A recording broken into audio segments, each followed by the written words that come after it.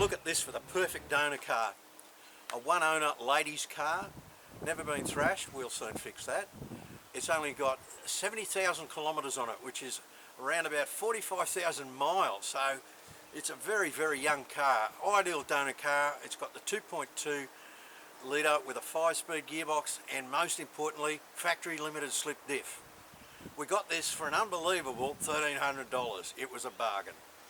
What I think makes this the ideal is it's the most powerful H series motor, the 2.2. Now the K20 and the K24 have a little more horsepower. This actually has more torque than a K20.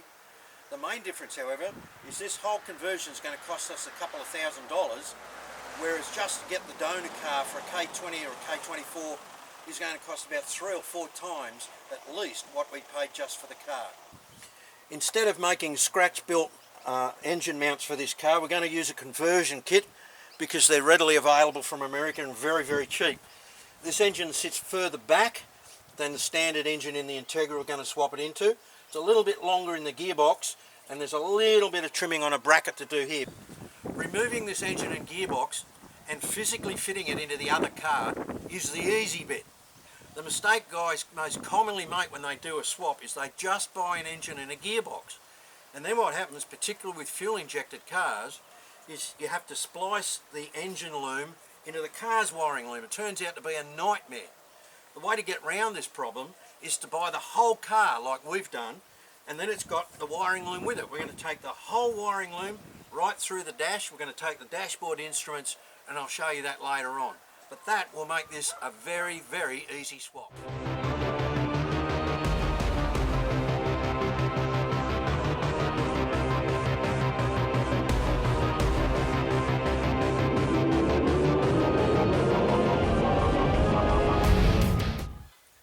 Once I've got the bonnet off, the first thing I do on a teardown is I go around and I take lots of photos of details of the engine bay. That way when you end up with some little gadget that you don't know how it wires in or plumbs or what it does, when you've just got a pile of parts and you're trying to fit it in the other car, you go back to the pictures and you can work out exactly how it's connected and whether it's necessary or not. It's an easy reference tool.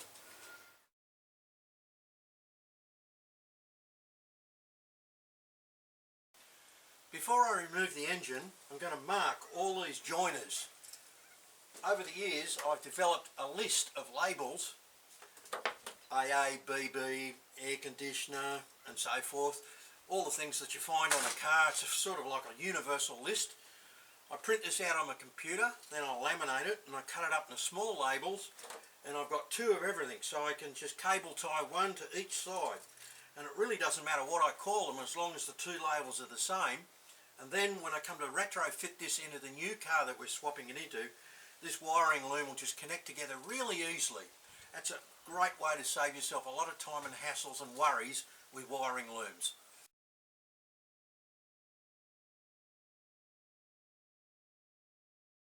I do that because in a couple of weeks' time, when you've got all this wiring loom, and there's probably 3 or 4 in this car, and you've got this massive wires sitting on your garage floor, it's hard to remember where everything goes.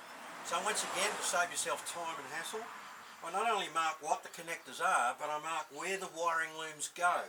So I've got a label here that says goes across firewall. I've got another one that says goes down a driver's side headlight. I've got another one that says goes through firewall. Another one that says goes across dash, goes under steering wheel, and so forth. When you're working underneath the car, never trust the jack. These things will fall over on you and kill you. Always have a second method of holding your car up. And I always shove the wheel that I've taken off underneath the subframe as well. So I've got 3 ways of supporting this car while I get under it. If one gives way, the other 2 will hold. To get the engine out in the front wheel drive, you just have to remove the drive shafts. I've tried leaving them in connected and it ends up being more trouble than it's worth. So I've cracked the big hub nut there, and now I've got to break that top ball joint. These ball joints are usually a bit difficult to break because, well, in the life of this car, it's probably never been broken. But once you've busted it and you put the car back together and you start working on it, they break fairly easily.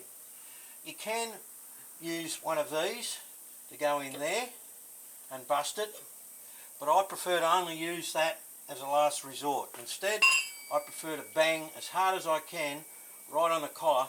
Let's see if it drops. It will take a few hits. And there we go. It's dropped already. Now I can get that drive shaft out. As I remove this engine and gearbox, I want to keep the car as a rolling chassis for as long as I can, just to make it easy to move around. So I'm going to take the drive shaft out and then put the hub back together again so the car will still roll around. On a front wheel drive, well on a Honda anyway, to get the drive shaft out, I've learnt that it's quickest to just take the bottom half of the fork that goes to the strut completely out. I've tried leaving it in and it doesn't really work. The quickest way is just to take it right out with the fork removed. I should be able to pull the drive shaft out of the outer hub. He said with a grimace. Oh. Yep. And now inner side. Now I can put the suspension back together and maintain the car as a rolling chassis. I use old lap sash seat belts for lifting straps. They've got great fittings on the end of them, and if you bolt them to the factory lifting points on the engine and over on the gearbox, when you lift it, you'll find the motor and the gearbox should sit at exactly the right angle to come out. And of course, being seat belts, they're adjustable, so you can get them just the right length that you need. I've undone everything I need to from the engine, things like exhaust, radiator hoses and the wiring loom. Both drive shafts are out. The car is a rolling chassis. I cracked the engine mounts. Now I can pull the motor and the gearbox out.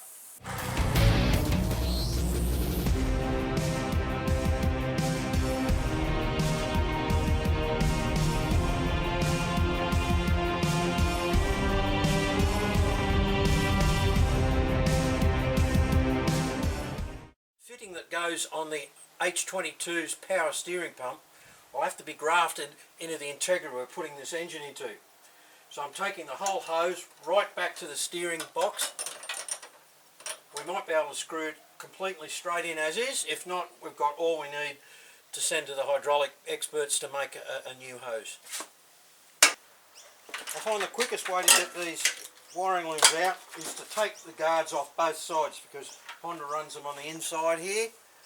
So I've done that, taken the guard off. I've got the loom right back to the door, and I've got this one stripped, the main power fuse box stripped right back so that I can pull the wires through from inside. So I'm ready to move now from the engine bay, take the dash out and get all the wiring out of there. We also need to get the gear stick selector and the cables that I've undone from the gearbox.